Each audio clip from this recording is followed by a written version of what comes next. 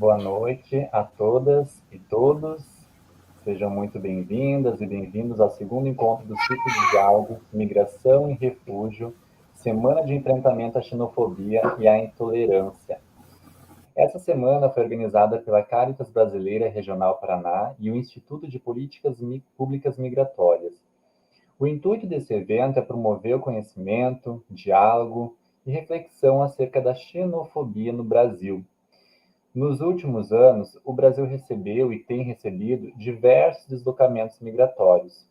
Ao mesmo tempo, percebemos mudanças significativas quanto à normativa que rege essa temática. Desde 2017 está vigente a Lei de Migração, que prevê o direito a ter direitos. A migração como direito, prevendo a não criminalização da migração e o repúdio e prevenção à xenofobia, ao racismo e a quaisquer formas de discriminação. A xenofobia é caracterizada por atitudes, preconceitos e comportamentos que rejeitam, excluem e frequentemente difamam pessoas com base na percepção de que o outro é um estranho à comunidade. Uma aversão ao indivíduo migrante e às suas características, gerando rejeição e violência. A xenofobia afeta migrantes e refugiados, sendo um enfoque interseccional imprescindível para sua compreensão. Classe, raça, religião, orientação sexual e identidade de gênero afetam a recepção e o acolhimento de imigrantes no país.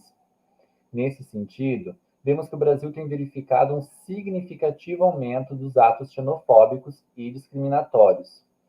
A hostilidade se contrapõe ao discurso da hospitalidade, que infelizmente pouco é praticado aqui.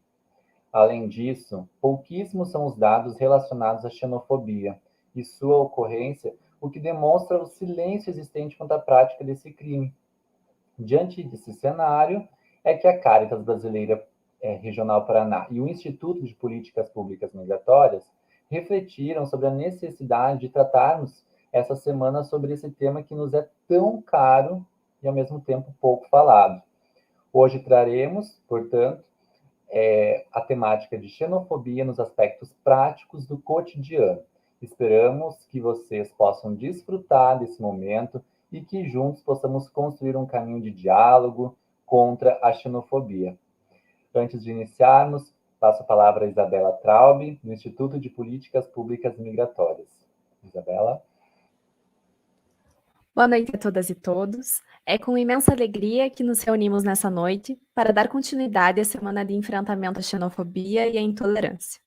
Conforme bem pontuado pelo André, a xenofobia vem crescendo nos últimos tempos, não apenas no Brasil, mas no mundo como um todo.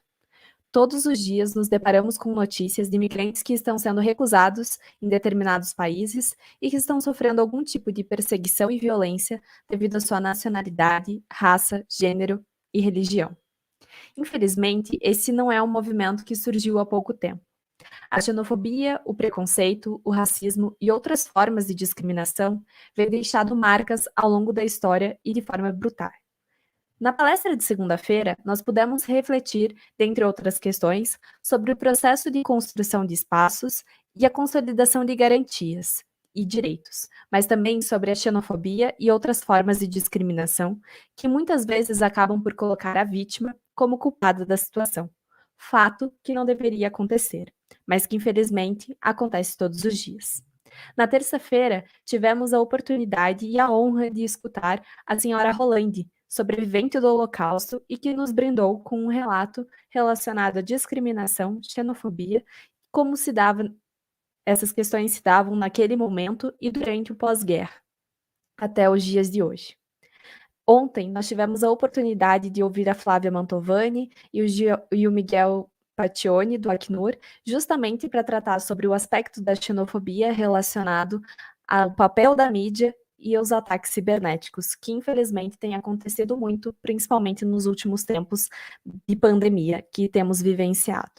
Quando nós falamos sobre xenofobia, nós estamos falando de imigrantes e refugiados que sofrem ou sofreram algum tipo de violência devido à sua nacionalidade, e que muitas vezes, por não se sentirem acolhidos no país que os recebem, acabam sendo indiretamente silenciados. Há um medo não só no momento de se realizar a denúncia e relatar o ocorrido, mas também uma dificuldade no acesso aos mecanismos de denúncia que não se mostram muitas vezes acolhedores e eficazes.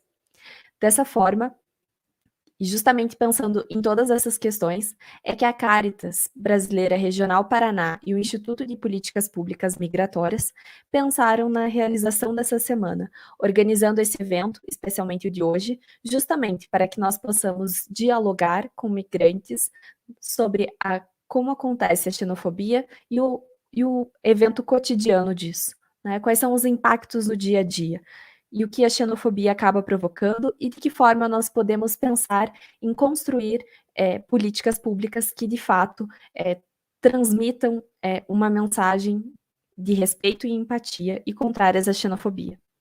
Antes de iniciarmos, eu gostaria de agradecer a todos aqueles que estão nos acompanhando nesse momento, né, e ao André, que fará a mediação dessa mesa na noite de hoje. E sem mais delongas, eu apresento os nossos convidados.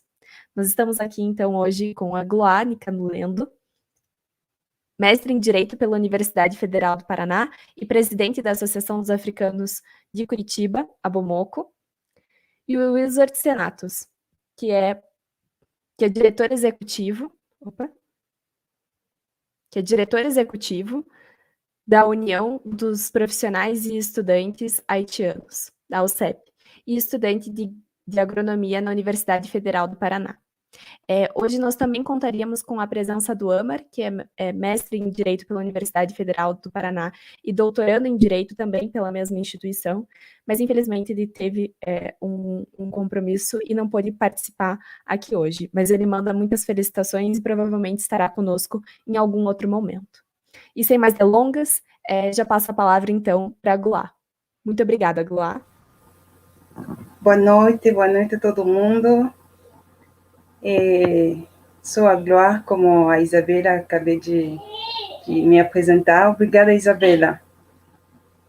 Então, hoje eu queria falar outra coisa, mas eu vi falar a André sobre o número, né? O número dos casos da xenofobia, que é um pouco conhecido. Então, eu queria começar por isso. Não, na minha opinião, eu acho que a xenofobia está pegando outro aspecto no cotidiano. Então, muitas pessoas já estão sabendo que tem leis que incriminam isso. Então, a forma de praticar a xenofobia estão mudando pouco a pouco. Por isso que muitas pessoas não estão conseguindo certificar que isso é outra forma de xenofobia, de fazer isso, de fazer a xenofobia.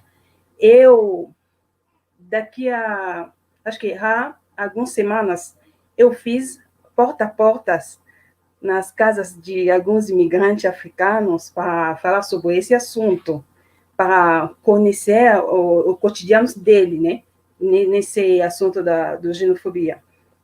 Infelizmente, muitas pessoas não estão percebendo quando eles sofrem mesmo da xenofobia, não estão percebendo disso no momento. E depois, quando eles vão falar com outras pessoas, então, outras pessoas que têm que explicar que essa aqui também é outra forma de ser vítima da xenofobia. Então, toda essa questão, na prática, estão trazendo um pouco acho que, um pouco não tem luz, né, na prática da xenofobia. E também tem as pessoas que não conhecem o que é exatamente a xenofobia. Vou me explicar. Tem alguns migrantes que estão trabalhando e estão sendo cobrando muito do que outros brasileiros. Então, eles estão fazendo horas suplementares sem ser pago, estão fazendo as tarefas das outras pessoas. Então, as empresas acham que eles têm que fazer isso, porque eles estão migrantes, eles estão precisando do trabalho, então, eles têm que fazer isso sem manifestar nenhuma objeção. Então, essas pessoas também, eles querem trabalhar. Eles não querem ter problema com os donos das empresas, com os empregadores. Então, essas coisas também entram outra forma de praticar a xenofobia. E também eu conversei com uma mulher que foi no hospital, ela ganhou neném, ganhou gêmeos, e depois disso ela voltou no hospital para passar numa operação cirúrgica, e daí o tratamento dela e da pessoa que estava, uma brasileira que estava do lado dela, era muito diferente. As pessoas lá, a gente do hospital, quando essa pessoa do hospital passa pela mulher para procurar para pedir o que a mulher quer, o que ela precisava de ajuda, porque nesse hospital, nesse momento da pandemia, não tem como ficar com uma guarda para cuidar dela. Então, a moça não estava conseguindo falar bem, estava ali na cama do hospital, não estava conseguindo falar bem. Então, não sei se a enfermeira ou a ajudante gritava com ela. Essa moça não ficava menos de 1 minuto na cama da mulher africana. E daí, na outra cama, ela estava muito bem, falando, cuidava da outra mulher doente também. Então, essa africana, eu falei com ela estava chorando quando estava falando comigo. Daí, ela queria falar com o superior, mas ela não tinha como. Ela queria chamar o marido dela, mas não tinha como, porque ela estava na situação muito delicada, não conseguia pegar até o celular para falar com o esposo dele.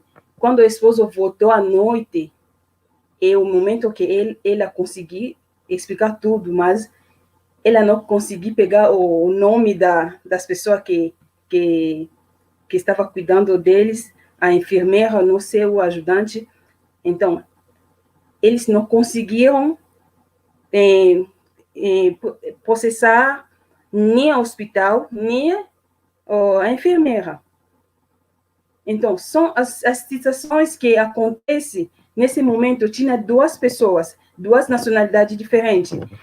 Essa mulher é falante do português, ela fala português, ela é do Guiné-Bissau, então ela fala português. Não é eu, então, a gente pode entender como eu sou congolesa, eu estou tentando me explicar em português, né? A gente pode entender que talvez é a falta da comunicação, da língua, mas não é o caso. Essa mulher fala muito bem o português, então a questão é a mesma da xenofobia. Mas tem a questão do medo, também posso dizer o medo mesmo, que outras pessoas estão sendo vítimas da xenofobia, mas não estão conseguindo ir processar. Esse também é outro problema. Muitas pessoas têm medo de fazer o processo, e também eles têm medo talvez, de não do processo não ir muito longe, talvez de não prejudicar outras pessoas nas voltas deles. Então, tudo isso entra na questão muito crítica do problema da xenofobia. Infelizmente, não temos como posso dizer, instrumento, né, para divulgar mesmo essas outras formas da xenofobia que estão se desenvolvendo. temos que divulgar isso, temos que falar muito sobre isso, conscientizar as pessoas que não sabem, que não conhecem os leis deles. Mas eu falei com uma pessoa que uma vez, essa pessoa comentou, é um amigo, Josué, ele comentou que uma vez que os empregadores entendem que você já pode entender que o que é xenofobia, eles nunca mais vão fazer isso. Então, para ajudar essas pessoas no cotidiano, temos que falar muito sobre isso. O que eu fiz, eu fui na casa de algumas pessoas, mas, infelizmente, muitas pessoas não estão aceitando processar as pessoas, né? Então, talvez é falta das provas, mas é mais ou menos isso.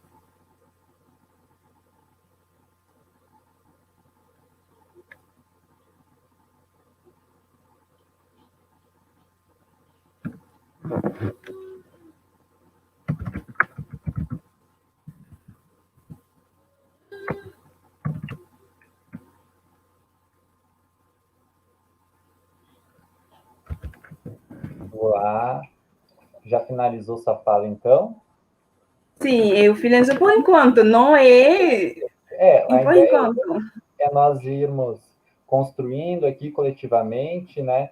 E eu achei muito interessante o que você pontuou sobre essa resistência, vamos dizer assim, em fazer a denúncia, entrar com o processo.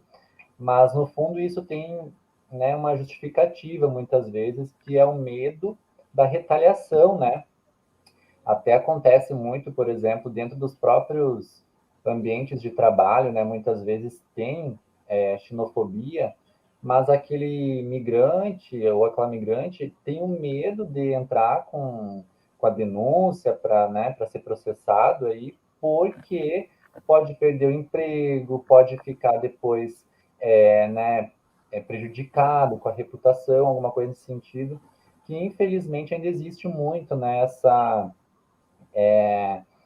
essa impressão de que quando você busca os seus direitos, quando você aponta, né, aquilo que tem de errado, muitos ainda acabam, ao invés de apoiar, olhando torto, né, como se ainda fosse o migrante que estivesse errado. Mas é bem interessante isso que você falou e a gente acredita que é por esse caminho mesmo, é pelo caminho de buscar a justiça, é pelo caminho de fazer com que aquilo que esteja, né, previsto em termos de direitos seja de fato cumprido.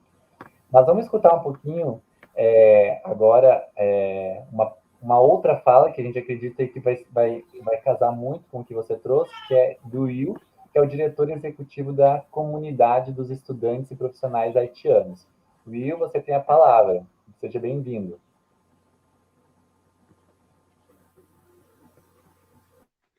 Boa noite, André. Boa noite, Groa.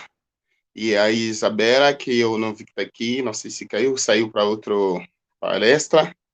E boa noite a todos os ouvintes nesse momento.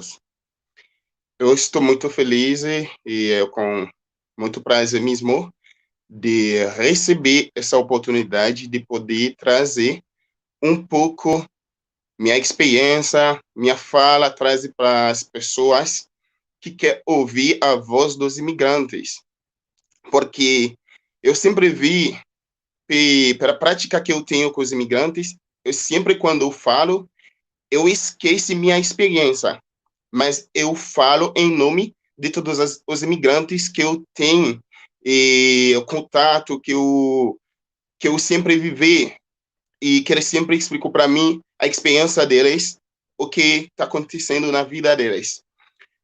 Então, meu nome é Will Zocinato, eu sou do Haiti, e como foi feita a minha apresentação pela Isabela, sou estudante da universidade, sou logístico, atual diretor executivo da Associação União da Comunidade dos Estudantes e Profissionais Haitianos.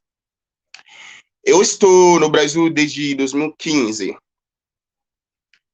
Eu morava num bairro onde tinha a concentração de imigrantes haitianos, eu mesmo, eu me sentia um pouco desconfortável no bairro, porque os olhar e dos vizinhos, eu já percebi tinha uma diferença muito.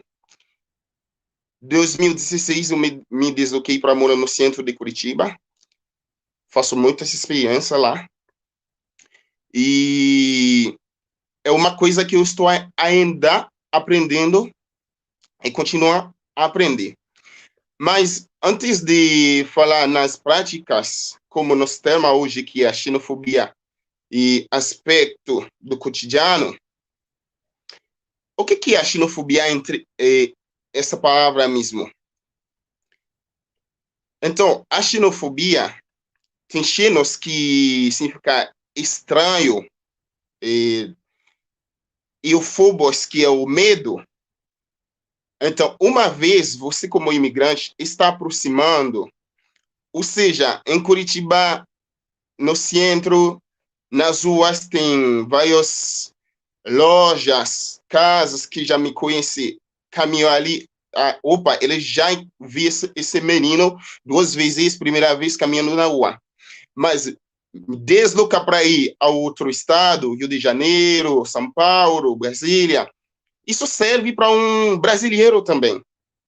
Uma vez você deixa o espaço que você está, onde que você, as pessoas se conhecem, você se desloca para sair, então a xenofobia é uma coisa que já vai se repetir, porque você chega, você é estranho para eles. Mas como você é estranho para essas pessoas, é uma coisa que é vice-versa, mas como você não está na sua localização, você que vai acabar de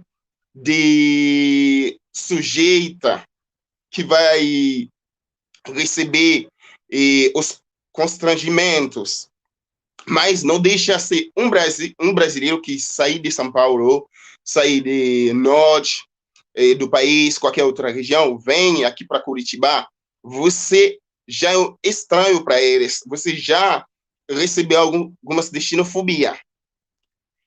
Então, isso é referência ao sentimento de hostilidade, como o André falou no início da fala, é o ódio contra uma pessoa por ser estrangeira. É um fruto de desconhecimento do outro. Isso surge mais relacionado, por exemplo, a origem da pessoa, a sua raça, sua história, classes sociais, classes econômicas, suas culturas, religiões. Porque eu estou dizendo isso porque o que eu vivi, não sei no tempo em 1530, quando a chegada dos portugueses no Brasil, mas objetivos deles era para colonizar, né? 1808, quando realmente as famílias portuguesas, junto com a imigração suíça, vêm para o Brasil, quando eles vêm para morar junto, e a terceira grande vaga dos imigrantes que chegaram no Brasil, depois da independência do Brasil até agora. Então, independência do Brasil até agora, vou dizer, eu entrei aqui em 2015, e 2014 começou o fluxo do imigrante haitianos. Não sei muito, quando eu pesquisei, não tinha muitos imigrantes, tipo, especialmente em Curitiba, onde que eu estou vivendo, não tinha muitos imigrantes negros aqui. Então, não sabe antes como que era isso.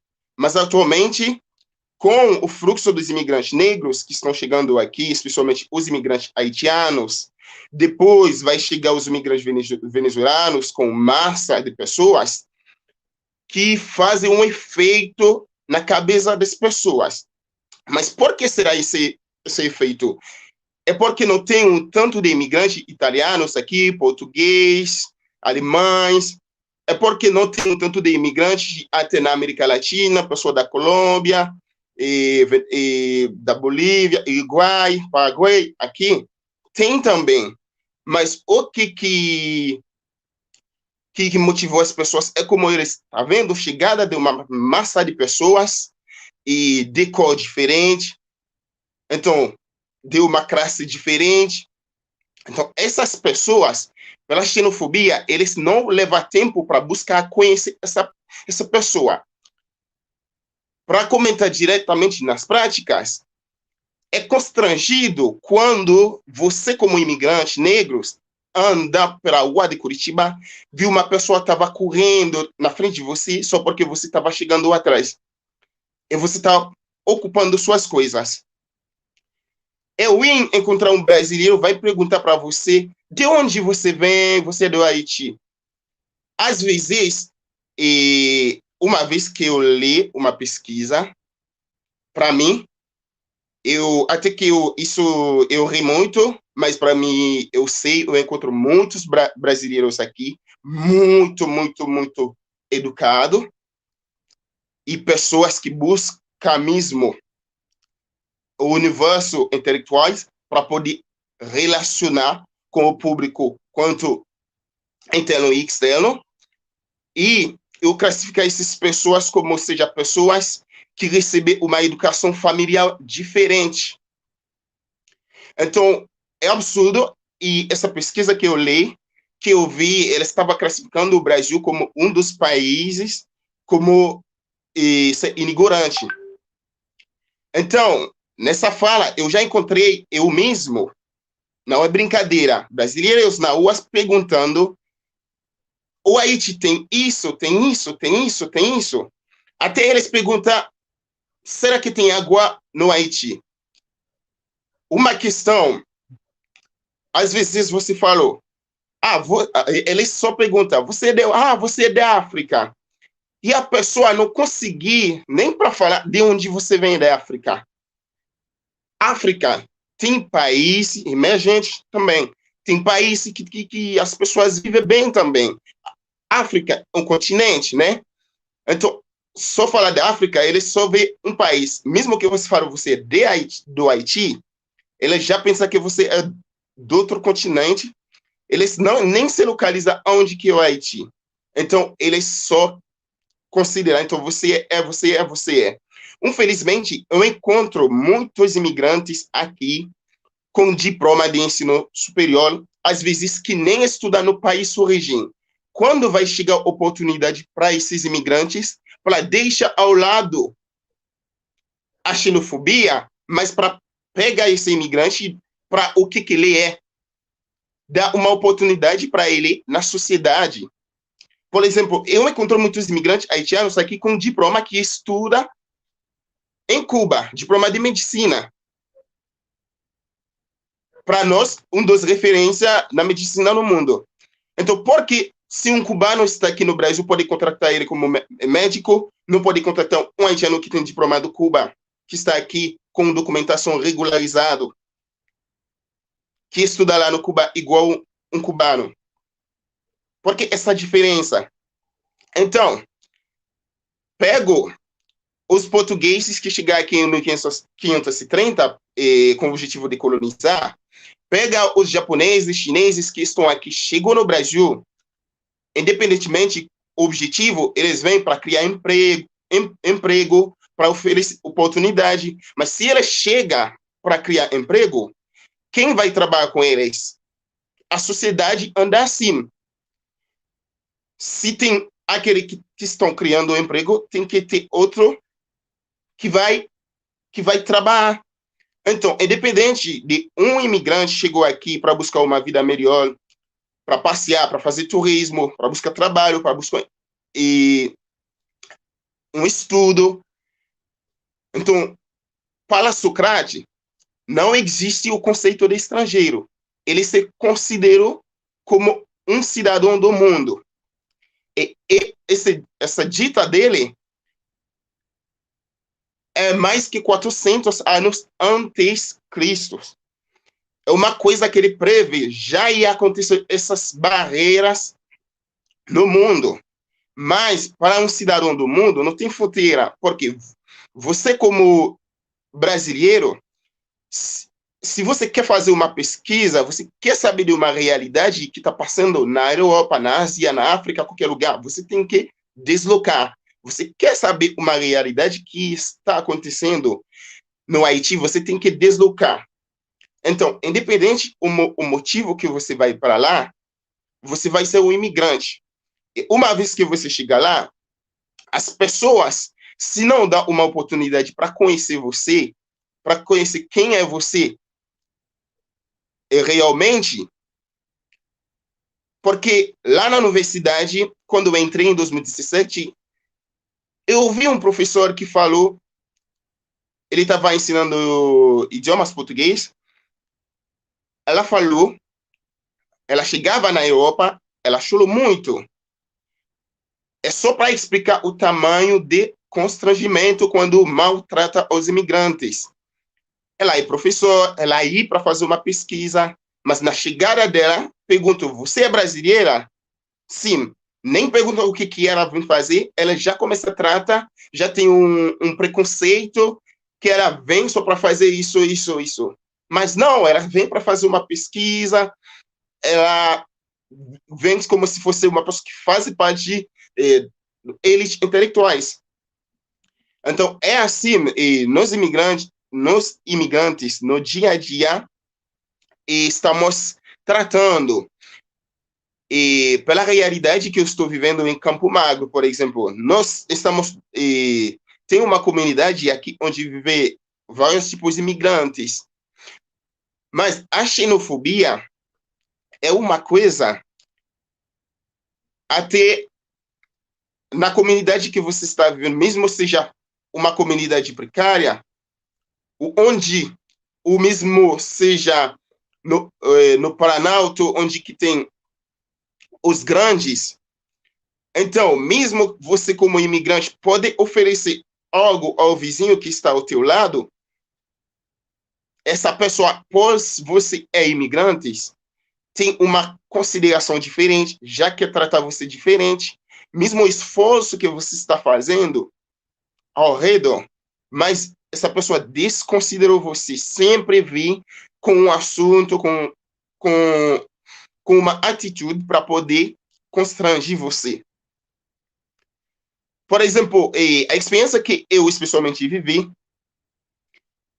ultimamente temos um haitiano falecido em Campo Magro, eu tinha que assumir para poder fazer o velório dele, porque ele não tem família aqui. Primeira vez, ele foi no hospital com o corpo dele. Quando nós fomos lá, os médicos passar informação para quem que foi primeiro. Começar a conversar. Muito tempo depois, eles mal passaram informação para ele. Quer dizer, ele chegou, já vi que é imigrante. Não leva tempo para conversar com ele. Passar informação errada para ele. Depois eu vi que estava passando 3 horas, 4 horas. Eu fui lá perguntar de novo. O que vocês falam para ele? O que ele tem que fazer? O que ele tem que correr atrás para resolver isso? E depois eles explicam. Quando eles percebem que eu tenho como de entender eles, falar um pouco com eles, eles começam a falar, você tem que fazer isso. Eles já pediram desculpa. Mas por que eles não chamam nós como imigrante para contar isso? Não, mas por ser eles verem imigrante, eles já usam uma outra prática com eles. Depois, para fazer o velório de novo, eu recebi um documento, como eu não sou família, eu recebi um documento que eu tinha que traduzir juramentada para poder tomar decisão em nome da família. Eu entreguei esse documento para assistências sociais, alguns dias em Campo Magro. Eles receberam esse documento, eles tratam como se fosse nada. É como eles nunca tinham recebido esse documento. Eu fui lá todo dia, corri atrás, como está essa situação, como está. Eles falam para mim poder ficar calma, eles vão resolver tudo porque eu sou imigrante. Depois, o que eu faço? No mesmo dia que eles estavam falando para mim, espera, não são eles que resolver, eu tenho que correr atrás, E é esse mesmo assistente social que tem que resolver tudo. Eu já entreguei todos os documentos que eu tinha que entregar a eles. Eu só levo uma brasileira, desculpa a minha fala, não é questão que eu vou, eu sei, essa fala é um tipo de preconceito também, mas não é, eu não queria que as pessoas que estão me ouvindo levem esse lado. Mas essa pessoa que eu levo lá, eu acho, é uma brasileira, uma senhora brasileira, eu acredito que ela nem tem ensino fundamental, ela falou para mim. É só porque ela falou português, só porque ela chega com cara branca, é só porque ela é brasileira. Ela só chega e fala comigo na mesma hora, no mesmo dia, resolver tudo. Isso quer dizer o quê? Uma vez que você chega como imigrante, eles tratam você de jeito diferente, mas eu sei, infelizmente, pela legislação brasileira, e o imigrante, essa legislação, essa lei que mal 2017, eu acho, faz paridade em algumas coisas de um imigrante e um brasileiro nato. Mas, infelizmente, isso é uma prática inconstitucional. Depende do profissional que estão atendendo os imigrantes. Já ouvi os imigrantes que ir ao hospital para atender eles atendem muito diferente. Eles recuam para atender os imigrantes por questão de documentação. Às vezes, eles sabem bem o que eles estão fazendo é errado, mas eles precisam fazer o imigrante chorar, eles precisam fazer o imigrante ir e volta. O imigrante pode correr atrás, deixar ter o trabalho para ir correr atrás de algo que precisa. É o direito dele de receber. Mas quando vai ter uma atitude e para tomar contra essas pessoas, se é meu direito para fazer isso, por exemplo, um exemplo claro, eu comprei um celular na loja Casa Bahia. Eu sei que eu tenho 3 dias para entregar esse celular de volta se não está funcionando para a loja. Mas se já passou, é a fábrica. Mas também, pela experiência que eu tenho aqui, se eu comprar um produto e tem uma garantia a mais, uma vez que eu pago essa garantia a mais, qualquer defeito, eu vou levar até a loja e a loja que vai procurar essa garantia para mim. É isso que já foi feito no notebook que eu comprei, mas esse aparelho que é um celular. Mas como eu sou imigrante, eles estão me tratando diferente.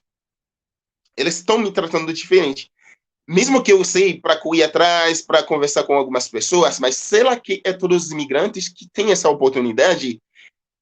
E aqueles que não falam português, aqueles que não sabem comunicar, que não sei onde se correr atrás. Então, é realmente, e como posso me exprimir, eu realmente devasto para esses imigrantes. E é por isso, quando os imigrantes estão deslocando, claro, se eles estão no Brasil, eles deslocam, deixam ter o país, origem, é para buscar uma vida melhor. Mas, de verdade, não tem outro lugar que uma pessoa vai se sentir confortável que na sua própria território, na sua casa, no teu país de origem, na sua cidade. Mas, por outras dificuldades, motivos outros, vou pegar exemplo, eu queria estudar no Brasil, porque eu quero fazer agronomia. Então, para mim, Brasil está classificando como o terceiro país mais fornecer agricultura para o mundo. Então, é um país que eu recebi a oportunidade e que eu queria muito ter essa experiência. Eu acho meu diploma vai valer muito, é meu objetivo. Mas qualquer um que chegar aqui quer uma vida melhor. Mas quando essa pessoa chega numa empresa, vê que o patrão, o tratamento que como está tratando os brasileiros é diferente. E, infelizmente, o trabalho que eles querem oferecer para os imigrantes é como se fosse um trabalho escravo modernizado. Por quê? Eles acham que o imigrante não tem voz, o imigrante não sabe onde correr atrás, o imigrante não tem... Tem alguns que pensam que o imigrante não tem documentação no Brasil, mas como é um trabalho que eu estou desenvolvendo com os imigrantes, encaminhar eles para ter documentação, tudo. Todos os imigrantes podem ter documentação no Brasil. Pode ser, eles não sabem o caminho, eles não têm acesso à internet, têm algumas outras dificuldades, mas eles podem sim. Então, por isso, eles têm direito também de procurar a Defensoria Pública para receber um advogado público, para poder abraçar a causa deles. Apesar, eu vou continuar a dizer, em todas as instituições tem uma prática inconstitucional, uma prática dos profissionais desde na sua infância, que foi criada numa família cheia de xenofobia, que já cresce essa pessoa tipo, com uma atitude contra as pessoas, de ver os seres humanos como se fosse diferente. Então, essas pessoas, quando crescer, mesmo fazer faculdade, mesmo ter estudo, então, essa pessoa, na empresa, na instituição que ele está, ele continua sendo assim. Então, é por isso, eu vou pegar exemplo, é por isso até na Polícia Federal. Agora, às 3 horas, você manda um imigrante com toda a documentação para abrir o processo para ter registro nacional de estrangeiros. 3h05, você manda no mesmo horário, você manda outro imigrante com todas as documentação. O primeiro, ele se aceita, diz ok, toda a documentação está ok. O outro que foi, falou, não, você precisou isso, você precisa isso, você precisa... Por quê? Aquele profissional que atende não é o mesmo que atende outro. Então, esse profissional já tem na mente dele, por que todos esses imigrantes estão aí? Ah, deixa eles sem documentação, assim eles não vão conseguir um emprego. Ou assim, quando eles vão conseguir um emprego, eles vão receber para baixo do salário mínimo. Ou eles vão ter que só trabalhar por dia, sem os benefícios, não vai conseguir assinar seu carteira. Então, é isso. No hospital, às vezes encontrar um médico, uma enfermeira que recebeu o imigrante como ser humano, mas tem outro também que nem quer tocar, nem quer falar. Tudo que você fala para ele é como se você não entende. Mas eu sei, e por isso também é uma sociedade que eu estou muito grato pela experiência que eu tenho aqui também. Eu recebo muitos brasileiros de coração, e por isso eu acho que existem esses debates públicos para poder ter essa comunicação. Porque vocês que estão aqui, igual a André, Isabela, os professores de vários departamentos, pessoas nessa instituição, estão fornecendo esses debates para poder conhecer melhor a sociedade, para poder trazer voz aos imigrantes. Eu acho que por isso eu e a GROA criamos essas associações para poder levantar as demandas dos imigrantes, para nós mesmos poder participar nos debates públicos, para poder ter voz, para poder ter mais oportunidade na sociedade brasileira. Eu acho é isso minha fala, e se tem mais perguntas, estamos aí. Obrigado. Então, só uma coisa. Anda, você me permite, né? Claro, hoje é o momento de vocês. Então, o Will acabei de levantar a questão das instituições, né? A maioria dos casos da xenofobia estão acontecendo nos espaços públicos ou nas instituições públicas. Mas falando também da questão da informação para dar outra informação para a pessoa que vem primeiro, outra informação para outra pessoa.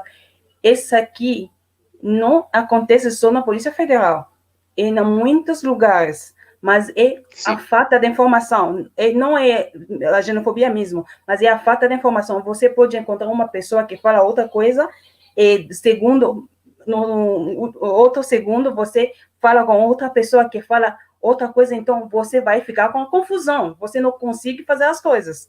Aconteceu várias vezes comigo. Essas coisas é a falta de informação.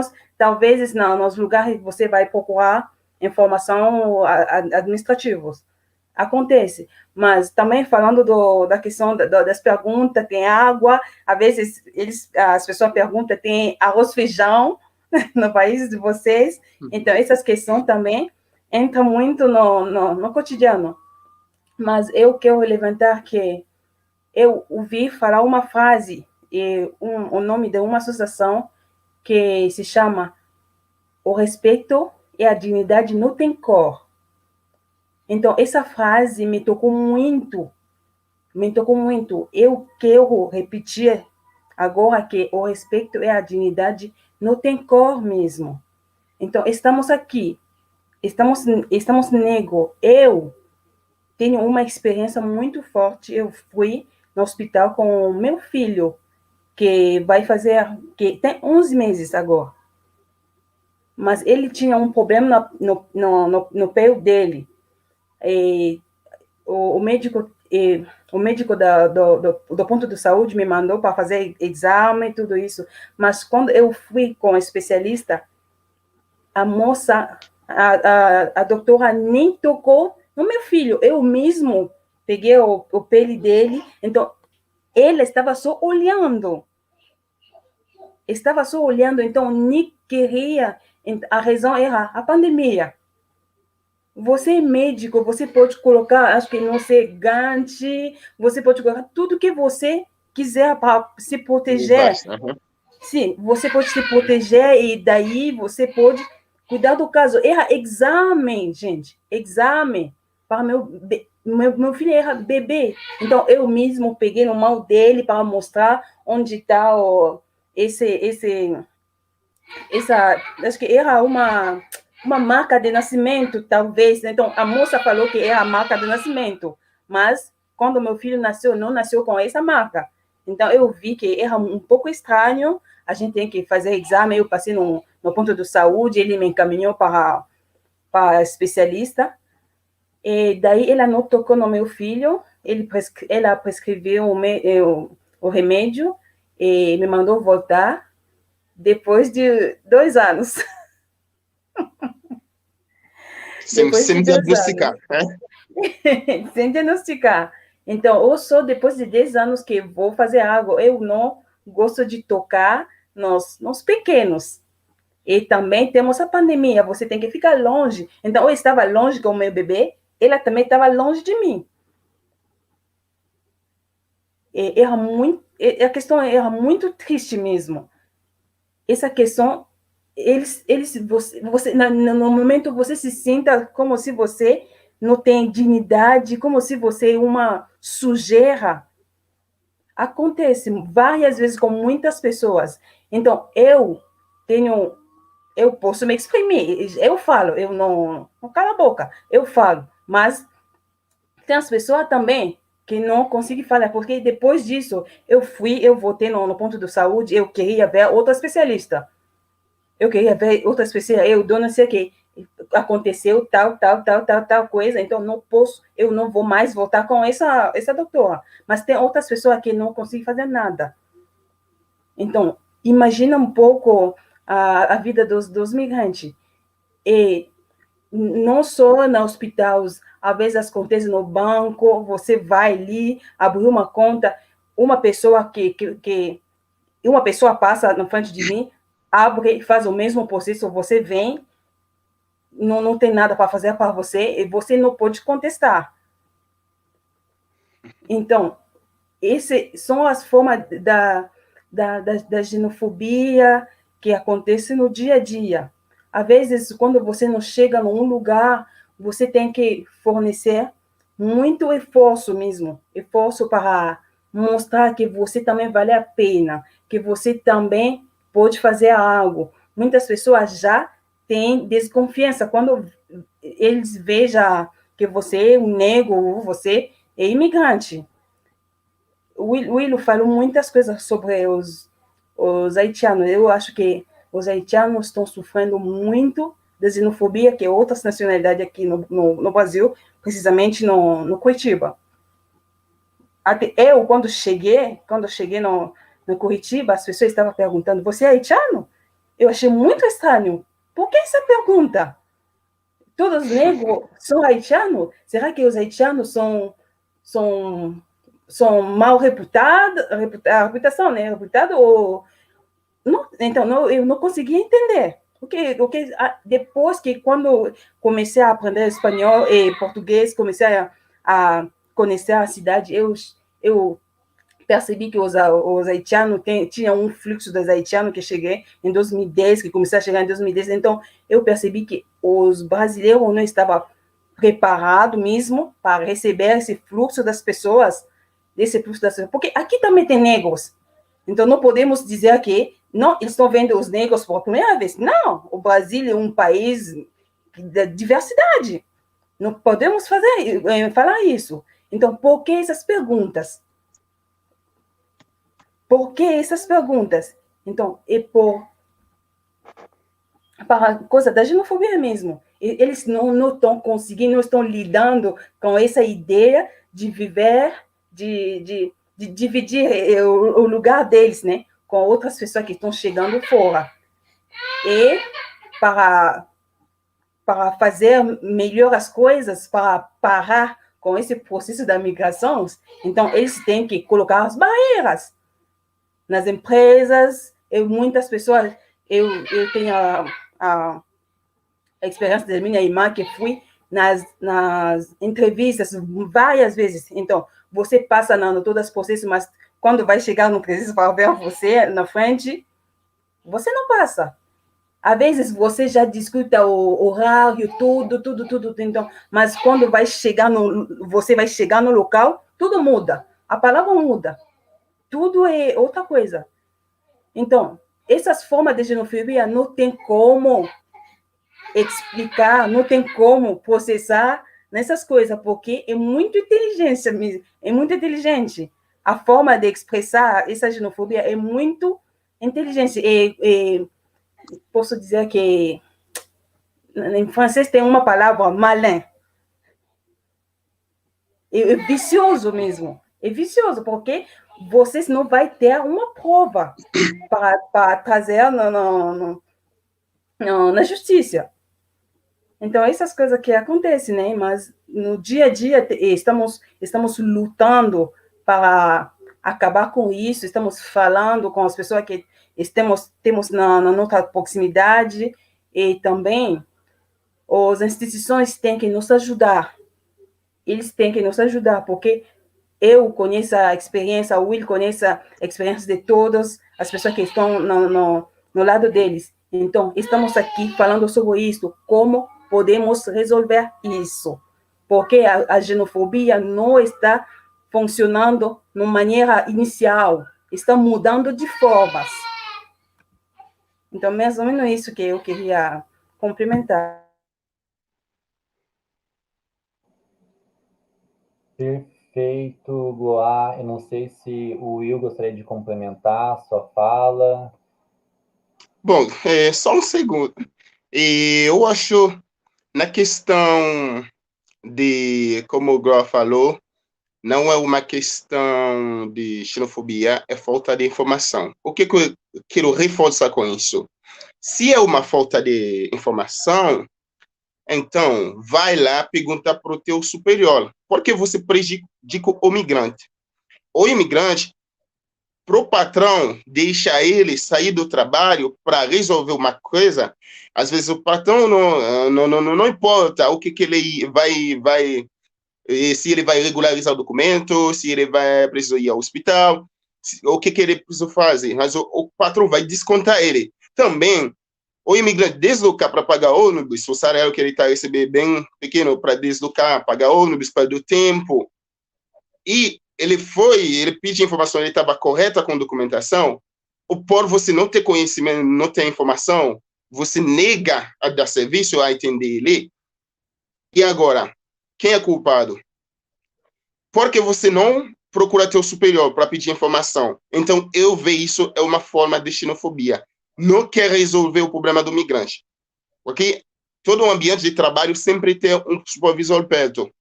Se você tem dúvida, você chama teu supervisor, teu superior. Então, é isso. Mas a questão de chamar as pessoas, até brasileiros, E outro ponto, até chama brasileiros de haitiano. Ah, você é haitiano. E é o brasileiro.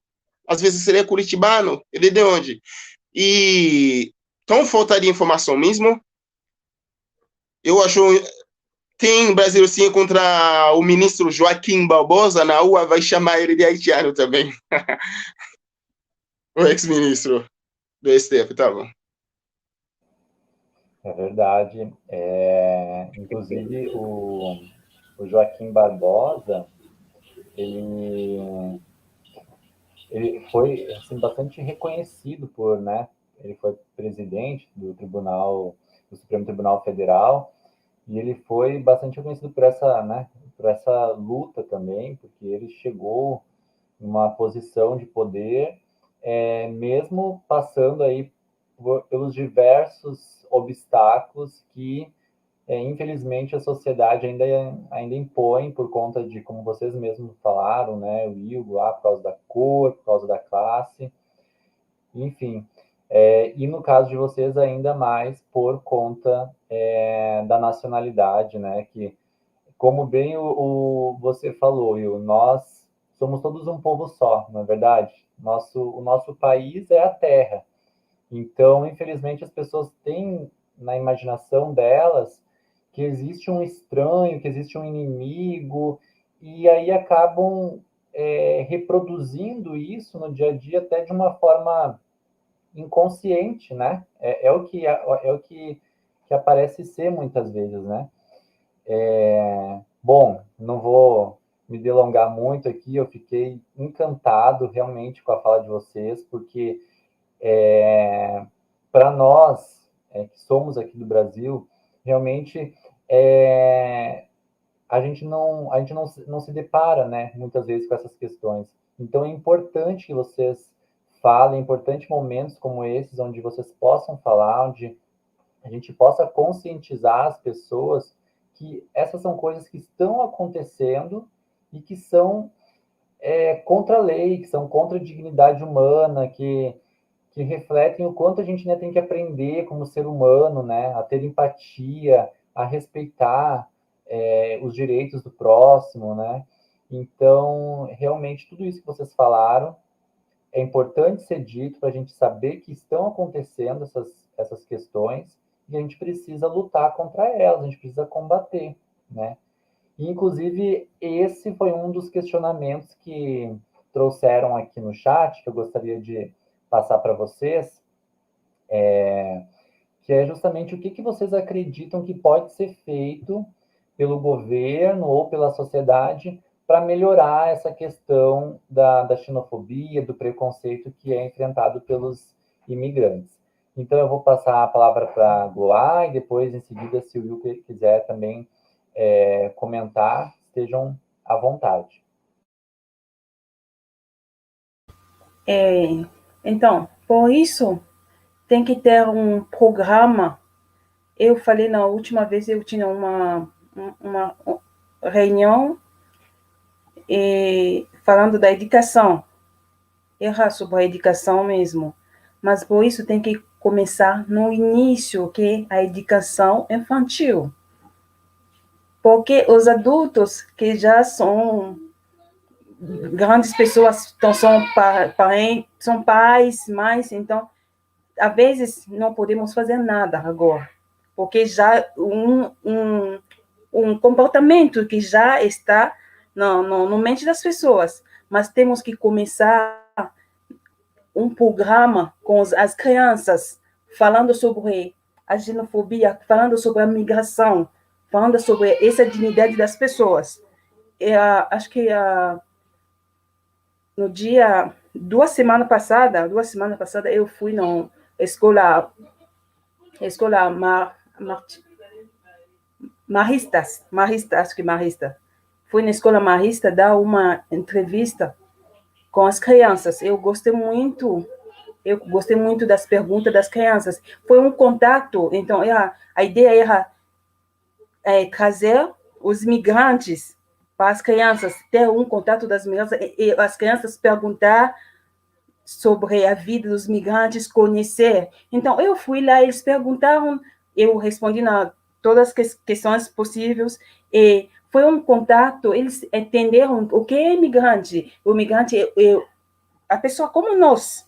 Então, eles têm países, eles têm famílias. Então, é isso que o governo pode fazer, ter um programa, ensinar para as crianças já como se comportar, porque antes não tinha muitos migrantes aqui no Brasil, no Curitiba, além da migração anterior, né? Mas a migração mais recente impactou muito o país. Então, a gente tem que colocar um programa especial para isso. E as administrações, eles podem colocar, não sei, uma cota das pessoas, dos migrantes, um espaço para os migrantes ser entendido com respeito. Talvez ter dentro da equipe alguns migrantes também que pode entender, porque às vezes tem não sei, razão ou motivos, eles pretendem falar que tem as pessoas que não falam bem português, a comunicação é muito ruim, por isso que acontece alguns fatos. Mas se temos que resolver essa questão da comunicação direito, eu posso entender a imigrante que tem sotaque, que fala menos bem a língua portuguesa, então eu posso entender isso. Por que colocar uma cota dos migrantes nas administrações públicas, por exemplo? Então, esse aqui também vai resolver a questão, porque eu, como migrante, não posso exercer a xenofobia com outros migrantes. Não vai ter sentido. E também, eu trabalhar com os nacionais do país, eles vão entender o que eu sou. Talvez vai trazer um respeito para mim, e esse respeito vai ser transmitido para outras pessoas também. Então, essas aqui são as formas que eu estou pensando, né, para melhorar essa questão. Obrigado, Goulart. Por gentileza, o Will, agora. Bom, Gro falou tudo, mas eu vou tentar acrescentar um pouquinho. E apesar de levar para as crianças, porque eles vão crescer, eu lembro nas semanas passadas, as irmãs, e na igreja, eu não lembro qual parábola, eles fazem uma ação muito boa. Eles levam as crianças mesmo com tudo precaução de sanitização por questão de Covid, mas leva as crianças mesmo, as crianças com a mão deles faz sanduíches, entregar para os imigrantes e ouvir os imigrantes, conversar com os imigrantes. Isso é muito relevante, isso me marcou muito, porque, igual o Groa falou, em vez de vai tentar comunicar com um adulto que está na idade que vai, e esse adulto nem porque passa para as crianças, para os netos, e que está crescendo na sociedade, então vai se repetindo mesmo. Mas para acrescentar, e isso precisa uma educação familiar, isso depende das famílias. E as famílias, na igreja, dentro de casa, tudo isso. Mas o ponto mais relevante também é a questão nas políticas públicas, a participação dos imigrantes, abrir mais oportunidades e abrir políticas públicas para os imigrantes e dar voz, isso nas mídias, né?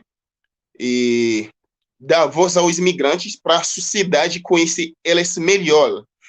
E até os profissionais, pegar um economista nos debates públicos, precisou um economista mesmo que poder mostrar para o povo brasileiro, aquele que tem voz, mostrar o que significa o papel dos imigrantes dentro da sociedade. No ponto econômico, o que eles representam, o que eles podem fazer para transformar. E qualquer país se desenvolver com os imigrantes. Não é sem razão que os Estados Unidos está abrindo portas para imigrantes, Canadá, vários lugares na Europa. É porque eles precisam a força dos imigrantes para se construir, para ir para frente.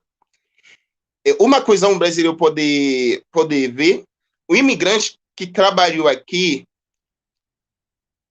5 anos, 7 anos, 6 anos, um dia ele vai voltar para sua terra natal e vai deixar todos os benefícios dele para quem? Para o Estado. Mas um brasileiro que está aqui trabalhando, claro, ele vai receber todos os benefícios dele. Mas o imigrante que está aqui, ele paga imposto igual aos brasileiros. Mas será que um imigrante vai se aposentar aqui mesmo no Brasil? É difícil. A maioria pretende voltar. A maioria pretende buscar outro caminho. Mas os 10 anos, 5 anos ele estava trabalhando, esses benefícios vai ficar para o cofre público e vai servir à população. Então, precisamos ser economistas para mostrar isso, esses lados também. Eu sei que tem um lado negativo dos imigrantes também, mas a repercussão positiva também, se você se levanta, vai conseguir mais aspectos positivos para a sociedade brasileira com os imigrantes. Enquanto o imigrante vem aqui trabalhando para sobreviver, os brasileiros conseguir manter seus filhos para estudar. Mas se não tem imigrante, as empresas, a linha de produção vai para lá. Ou senão os brasileiros vão mandar seus filhos na linha de produção. Mas enquanto tem imigrante na linha de produção, infelizmente não é isso que eu queria para os imigrantes, mas infelizmente é isso, é o fato. É difícil o imigrante vai vir aqui procurar um estudo, vai procurar pegar uma vaga na universidade pública, na escola pública. Ele vai procurar trabalhar. Mas enquanto trabalhando, teus filhos, como brasileiro, vai se estudar. Eles que vão sempre adquirir conhecimento. Então, o migrante vai sempre na força abração.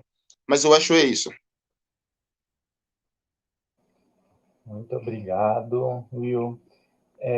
Realmente, a fala de vocês, ela nos toca bastante, né?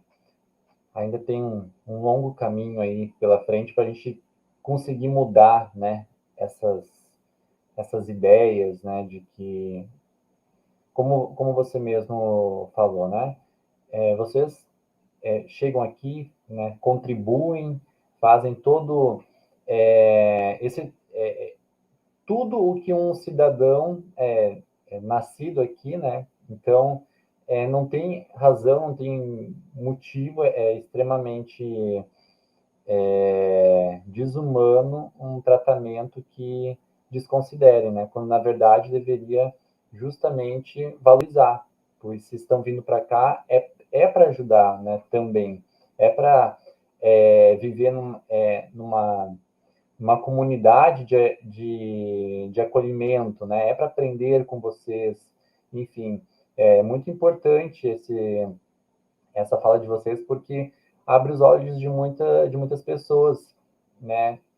Nós não estamos, como eu falei anteriormente, nós que não estamos no lugar de vocês, muitas vezes a gente nem imagina o tanto de desafios que vocês passam dia a dia, como a Gua falou, né? Que vai desde aí desses tratamentos discriminatórios na área da saúde, que é um direito básico,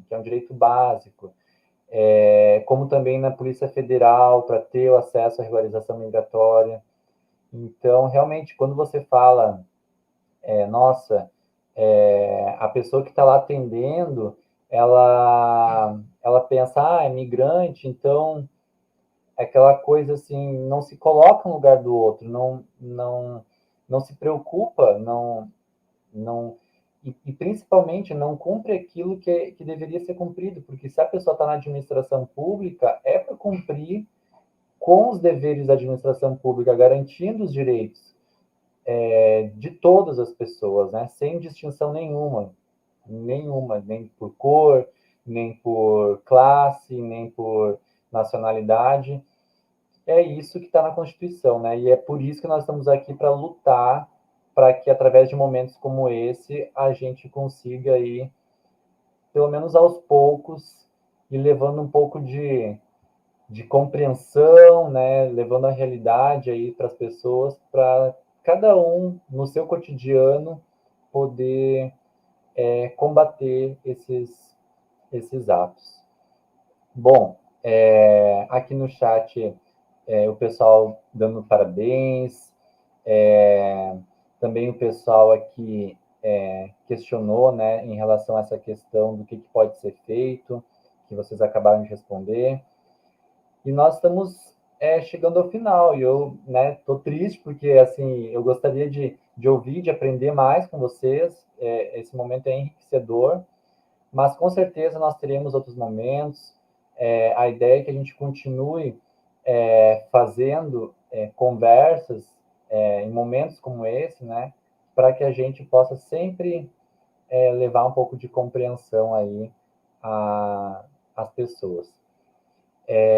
Eu gostaria também de registrar a quem está nos assistindo agora, que amanhã nós teremos um novo encontro, então, seguindo aí na semana, né, de enfrentamento à xenofobia e à intolerância.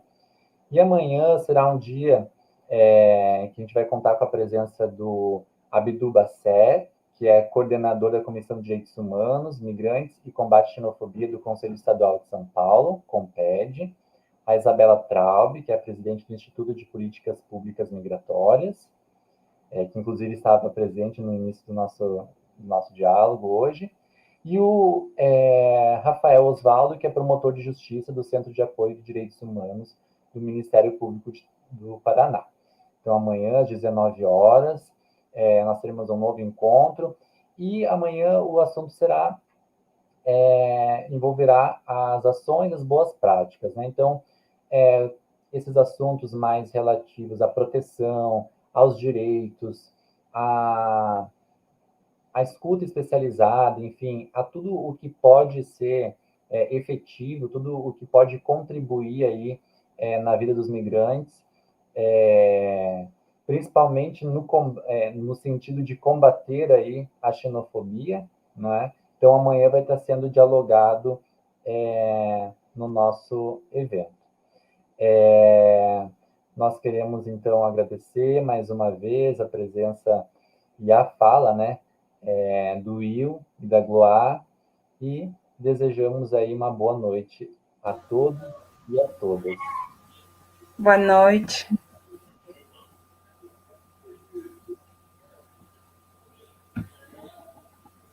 Boa noite a todos. Tchau, tchau.